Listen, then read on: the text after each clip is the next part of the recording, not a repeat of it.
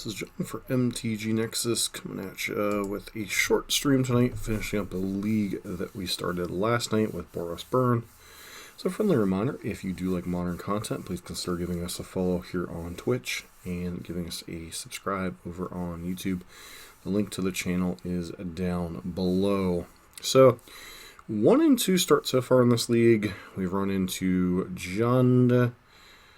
What did we run into? Jund, something else, and something else, obviously.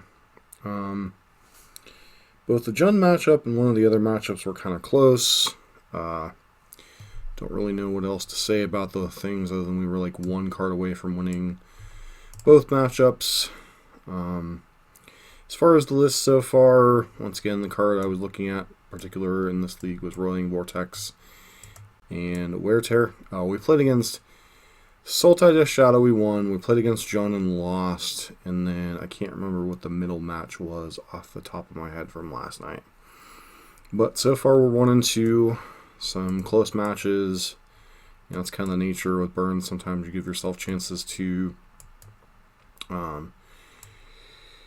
top deck win. Sometimes you don't. So one thing to note is 4-Path to Exile did feel like a little much against Jund. Granted, our opening hand was like 2-path, 4 land, or 4 burn spells and a land or something, and then we end up top decking a 3rd path. And there might have been a little bit of misplaying with that. I'm not quite sure. I still have to go back and look at, you know, whether I should have been pathing a little bit more aggressively than I was to buy us more time. I still like Relic and Progenitus in those spots. Beyond that, not really a whole lot of list that I feel is on shaky ground. Obviously, Searing Blaze not at its best in the 2 matchups that I named. I'm trying to remember. Let me go back and look at the video and see what the actual 3rd match was, because that's kind of annoying me. Oh, Slivers. Yeah, Diffusion Sliver was a bit of a pain in the dookie, that one. So Slivers is an interesting matchup. I've actually lost that one a few times just because they have so many different random things going on that are so difficult to deal with. Diffusion Sliver, Unsettled Mariner, just a lot of things that make Burn's life kind of miserable to kill their stuff in a timely fashion. They have a lot of hasty creatures these days, etc. So we lost to Slivers, lost to Jund, we beat Sultai Shadow. So, you know, not the best result so far, but also a very solid smattering of games so far. Once again, Searing Blaze has been pretty reasonable against the Slivers deck, not so great against Jund and Jund Shadow, or Sultai Shadow. A good bit of the meta has been shifting towards creature decks, whether it be Heliod combo, whether it be Hammer Time, whether it be Death and Taxes. I've seen quite a bit lately. You know, a lot of decks that Searing Blaze is pretty decent against, and it's not even like strictly terrible against Jund and Death Shadow, but it also doesn't usually kill their creatures. So opponent is on the play. I do think we keep this hand, though. It's got a very nice aggressive start. Hopefully this hand doesn't require removal, because we certainly don't have any. Okay, Sea Chrome Coast into Serum Visions. So TikTok, I think we're on the clock. This is either, might be the new Ad Nauseam variant, which could be also a kind of terrible matchup, just because they have so much stuff going on.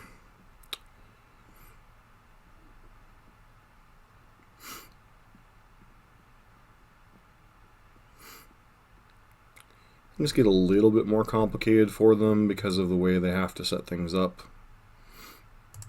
Well, Lightning Helix isn't terrible, I suppose. So they'll have 2 cards on the bottom, so they have no idea what's on top of their deck either. Reflecting Pool. Okay, that suggests this might not be Ad Nauseam.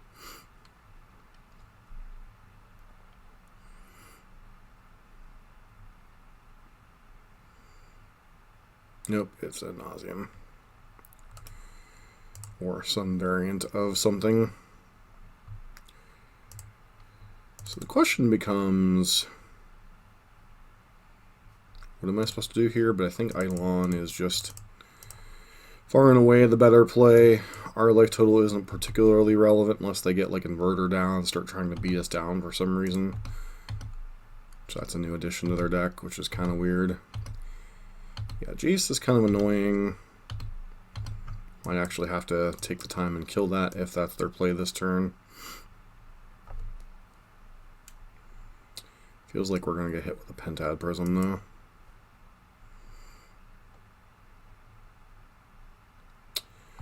Or we're just dead on turn 3.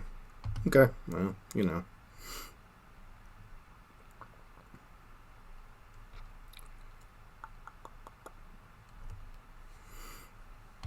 Spoils the vault, empty their library, and then play Thassa's Oracle.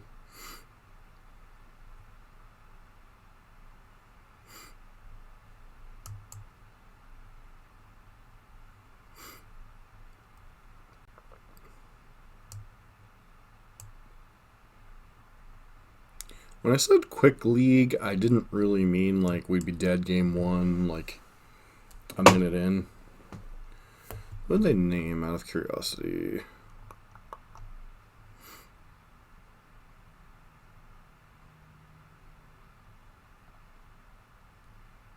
Coma.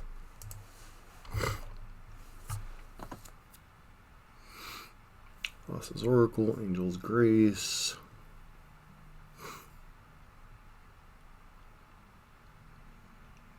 So they don't even run ad nauseum in this list.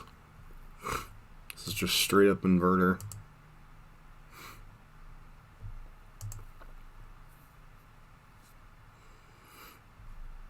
Definitely want access to the Wear Tears.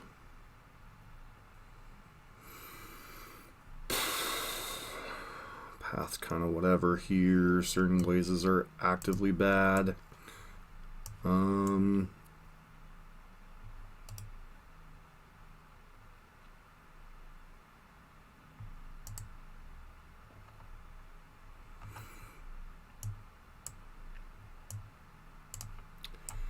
So I'm bringing in Core Firewalker, not because Core Firewalker is good, because it really isn't. I'm bringing in Core Firewalker because sometimes you gotta beat him down. Because unfortunately Leyline of Sanctity is a thing, and unless we have Wear Tear, we just need to kill our opponent.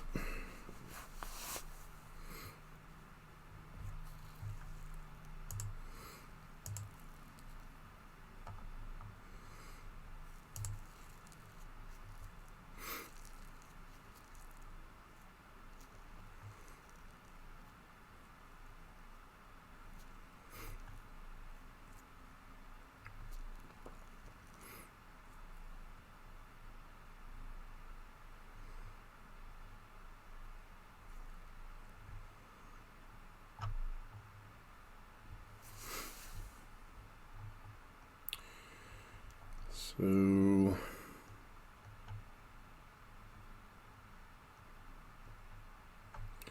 like literally it looks like our opponent just replaced this hand isn't good, but it's also not terrible either. I think we keep because there's a good chance our opponent's going to mulligan to a Leyline. And having 2 creatures is about as good as we get. Again, maybe I'm supposed to mulligan to be a little bit more aggressive there, but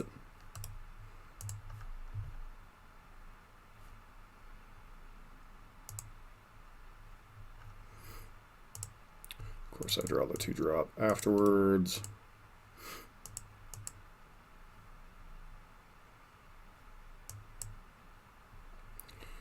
Surprised we didn't get hit by something like Mana Tithe or something dumb.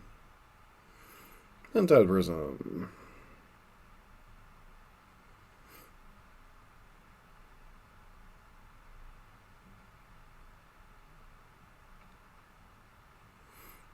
Wall of Shards.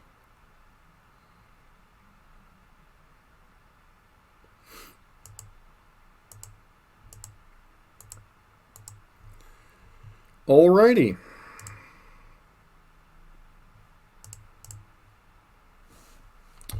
Needed to play Core Firewalker there, actually.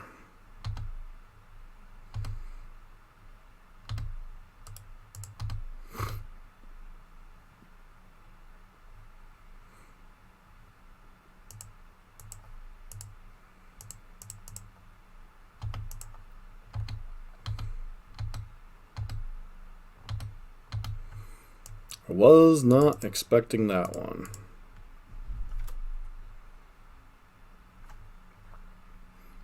Modern staple, Wall of Shards.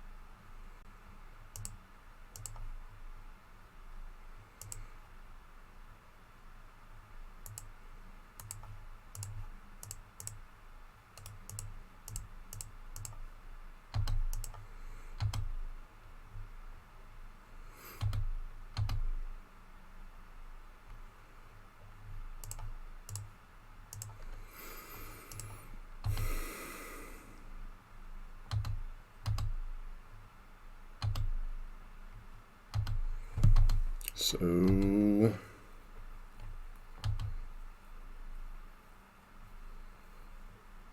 I don't think there's anything our opponent can play here to win the game.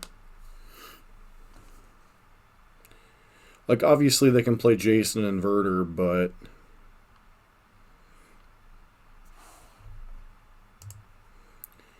there's literally no spells they can play.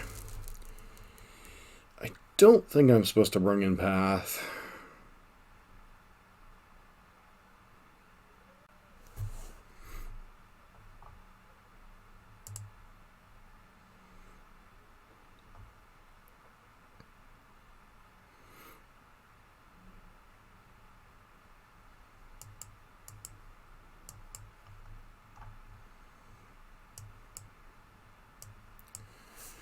This hand is really awkward. We have to mulligan it. Alright, this hand's at least interesting. Late Line of Sanctity, sure.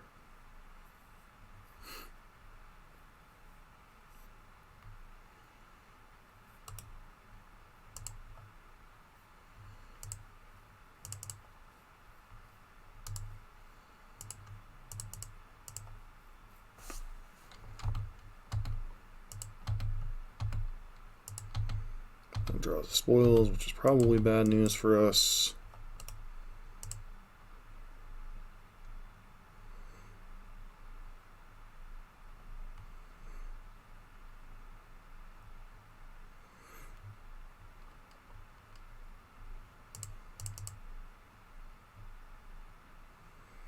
That's definitely a weird one to include in your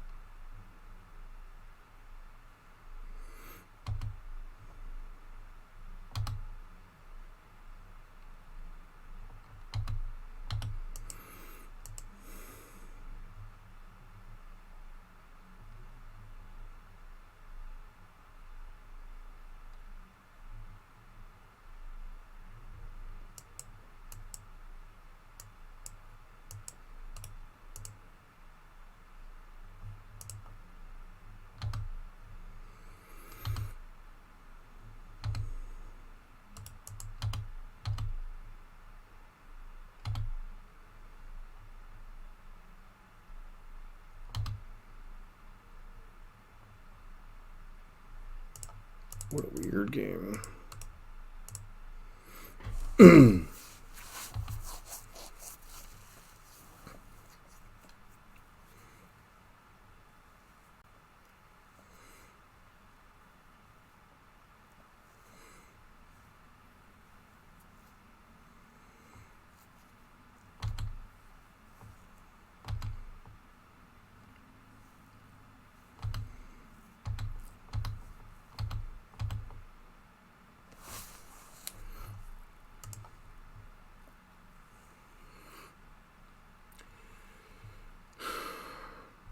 Block here, 2, 4, 8, 11. So we can set up a scenario where our opponent has to use Angel's Grace this turn to survive, or potentially some type of fog effect, which who knows.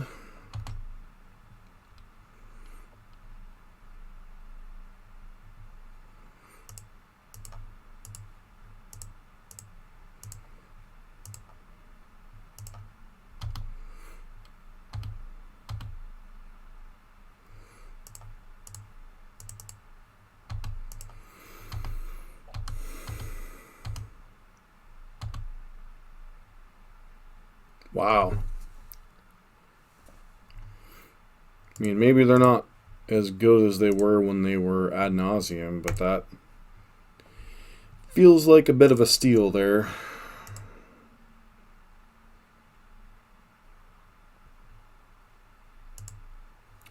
That feels like a bit of a steal.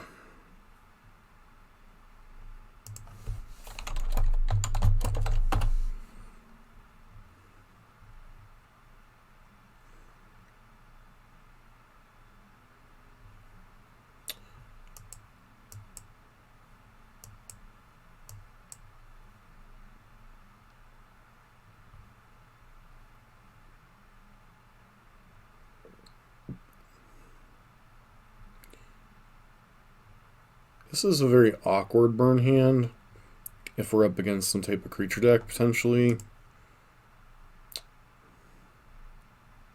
Okay, we're up against control deck, never mind. Hand just got a lot better.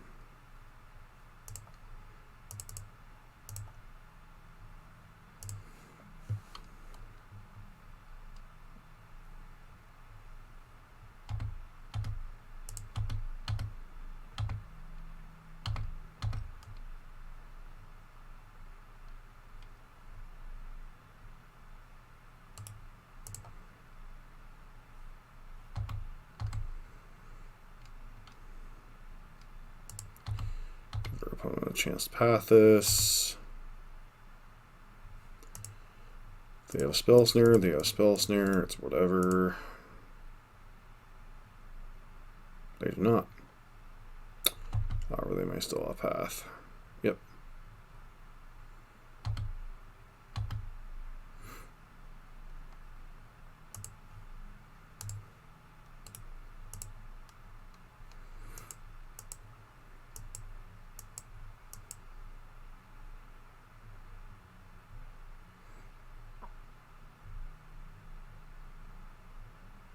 Or sets whatever.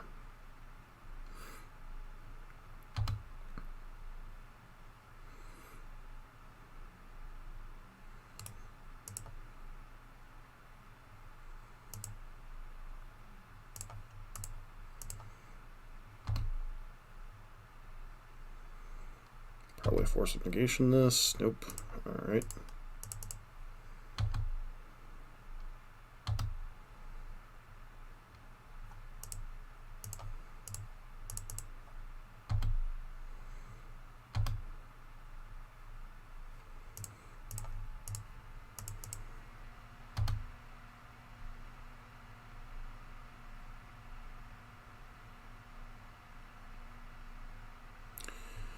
Alright.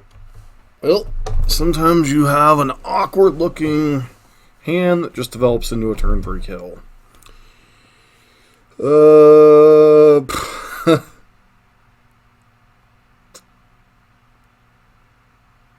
That was something.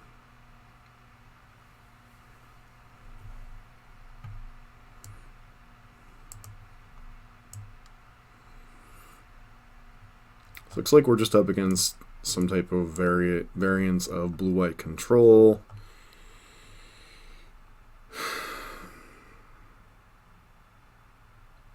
Do I want relics when all I saw was a good bit of planeswalkers?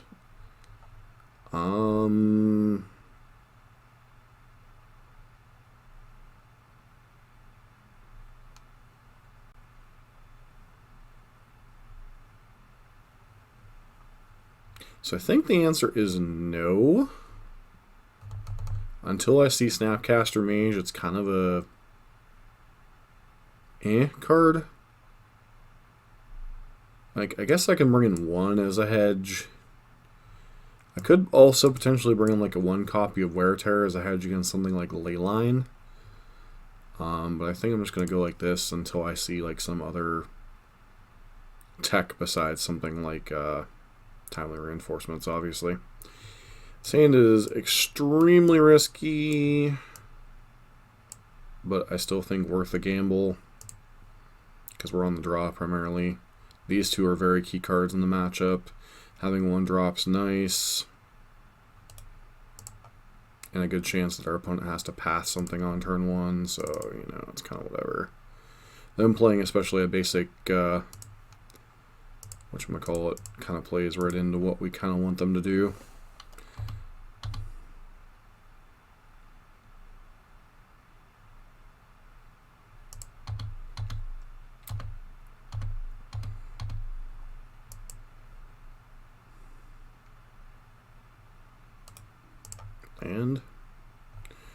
And ho! We have so many different things they could have here.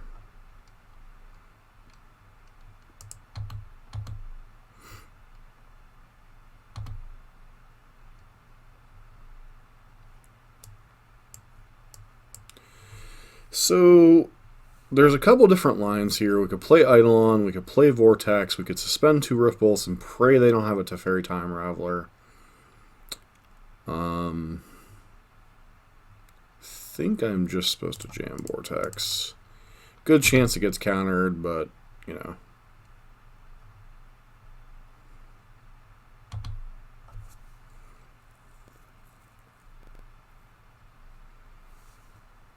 Okay, interesting.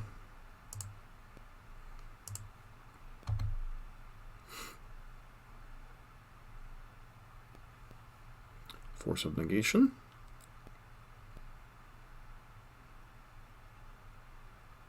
There's odd sequencing if they have Force of Negation, but also kind of whatever.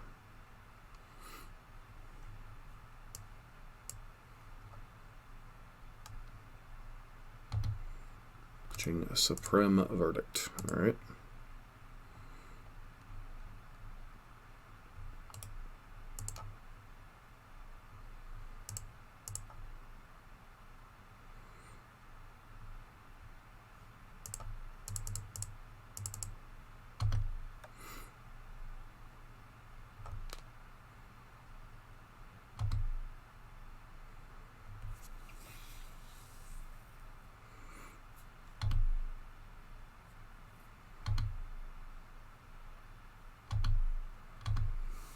No attacks.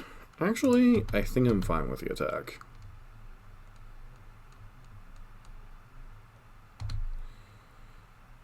Because trading resources is obviously not ideal against blue-white control, but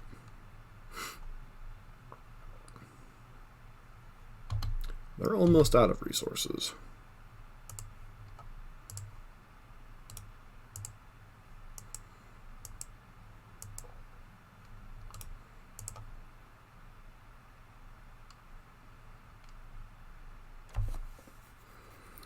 Awkward.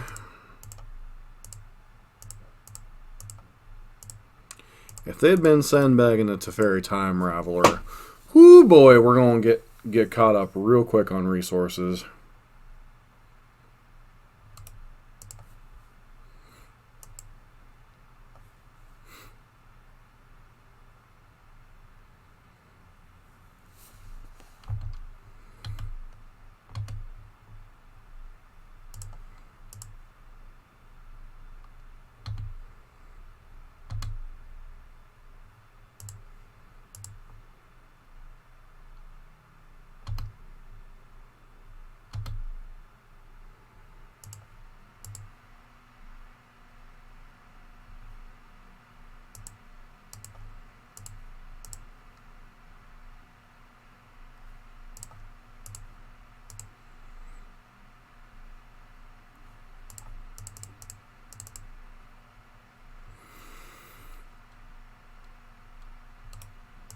Okay, so you're dead, right? Unless you have a purge.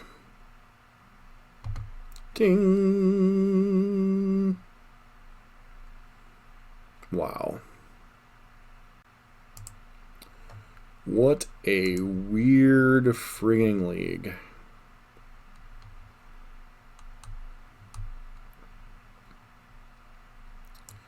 So we lose a weird set to John. Lose to coin flips from Slivers. Beat Inverter Pile Stuff. And then Dumpster Blue-White Control.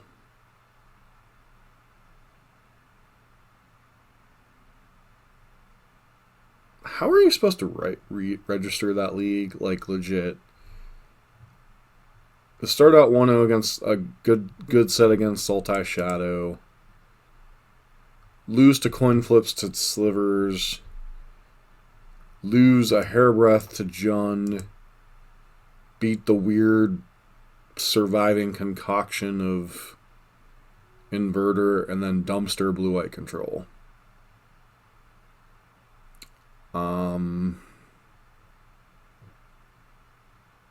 Yeah. I don't know. I mean, I'm thankful I got my entry fee back and a pity chest. Beyond that, don't know what else to say.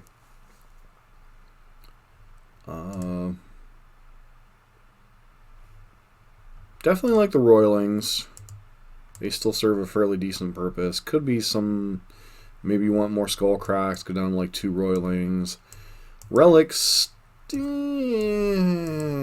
don't like going down more than, like I could easily see going down to 2, but it is a dangerous thing, because if you run into Dredge, you obviously want to draw 1, or have Rest in Peace.